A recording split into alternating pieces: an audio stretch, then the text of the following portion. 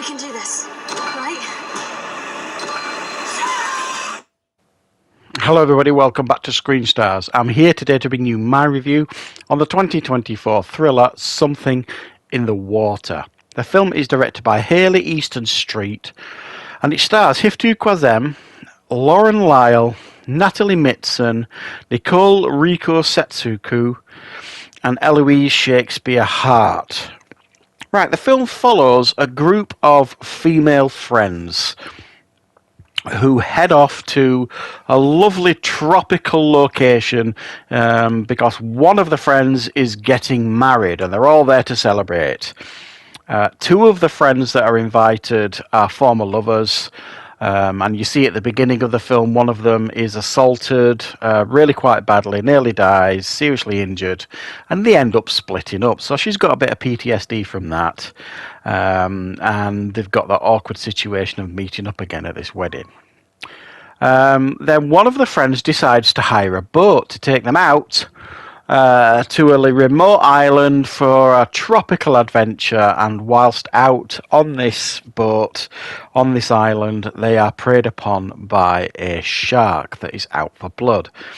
They then end up in the water as the boat is crashed, and they then have to kind of figure out how to survive together. Right. What are my thoughts on Something in the Water? Well, here we are again, another shark film, I guess. I don't really know how you can make a shark film original anymore.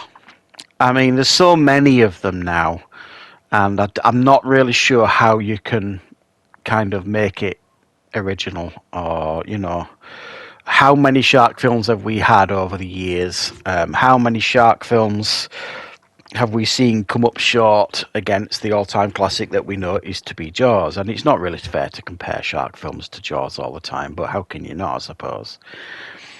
There's very few, and I've watched and reviewed a lot on this channel, and some of them are watchable, but most of them are pretty bang average at best. You always hope when you go into a shark film it's going to kind of give you something new and fresh and, get you on the edge of your seat a little bit. The question is, does this film do it? No, absolutely not. It really doesn't. I've got to be honest, guys, I really didn't quite like this film at all. There's a few reasons for that, but the main reason for me was the characters. This all-female cast of characters who, number one, they didn't feel like real people to me. They were really poorly written, I felt, and quite cliched. But above all that, they were just so bloody annoying. And I mean really annoying. So annoying, in fact, that I started looking forward to them getting munched by the shark. Early on in the film, when you're supposed to be... This film is supposed to be introducing you to these characters, helping you make a connection to them. And it was off to a decent start, where where Meg, one of the main characters, is assaulted at the beginning just because she's different, and she's got a girlfriend. That was a decent start, and then from then onwards, they just completely dropped the ball in regards to introduction of characters, because I genuinely could have cared less about any of them. After they all kind of meet up on the island and they're all like dancing about to S Club 7 and arguing about nonsensical and dull things, and and you've got the one who's the bride who's they're just so self-centered is what I'm trying to get at, and I just didn't like them at all. I couldn't get on with them, and that continued throughout the whole film, and I genuinely was rooting for the shark for most parts of this film.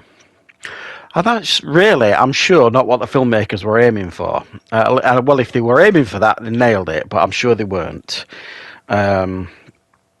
So it's actually a shame, because the premise here is a sound one, I suppose. I mean, we've seen it before in shark films. Of course you have. There's only so many ways you can, film a shark film. So the setup's decent, and the premise is decent. These girls stranded in the water one of the friends injured, and how do they survive, sort of thing. And I'm not kidding here. From minute one of meeting these characters, they're arguing and bickering, right up until, you know, they're in the water. They're still arguing and bickering. It was so annoying. Really annoying, in actual fact. There was, if you like, my interest in these characters after the setup and what have you, and for much of this film, my interest in their survival was at like 2 out of 10. So the film had a long way to go to make me care. And I'll hold my hands up here. By the end of the film, that probably jumped up to 4. My interest in some of them living and dying, but that's not really much of a success. But it's a bit of, you know, it's better than 2, I suppose. But they even kind of messed that up because there was, and I don't want to spoil who lives, who dies, all that kind of stuff. But you won't take a rocket scientist to figure it out.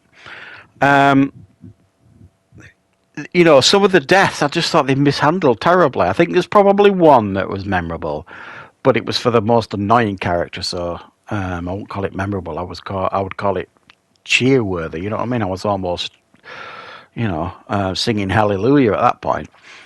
But when you actually start to give a tiny bit of a damn about some of these characters, there's kind of one of them dies off screen. And I think they could have really ramped up that sympathy at that point and, you know, tried to win cold-hearted, you know, fools like me around. But they didn't. She died off screen. And I'm like, well, what a waste that was. So, yeah, I mean, for me, there's not a great deal to recommend. I mean, the film looks very nice, beautiful locations. The shark scenes, when you get them, are done particularly well, I think. A lot of these, you know, lower budget shark films, you know, the shark looks really terrible. And while you don't see a lot of the shark, most of the shark you see is kind of, you know, it's kind of thin in the water sort of thing, classic Jaws stuff. And when you do actually see it coming out of the water, it's not overdone and it doesn't look overly silly. I would have liked a bit more shark in this film, but we don't get it. So beautiful locations, the shark stuff looks decent, and it managed to salvage itself a little bit the last part of the film. But beyond that, I mean, really terribly written characters, shocking dialogue, and, you know, human characters in a shark film. You know, if you don't care about them, there is no film as far as I'm concerned, because there's only so much you can do with a shark. And this one failed absolutely miserably, in my opinion, in that sense. So, yeah, I mean, if you're a diehard shark movie fan, then you're obviously going to watch this. But if you're looking for a shark film in the mix of all the other shark films that we've gotten over these last few years, this is there are better ones out there to recommend than this. There really are, in my opinion. So thanks for checking out this review, guys. I hope you enjoyed it. I will, of course, be back with plenty more reviews and content on the channel very, very soon.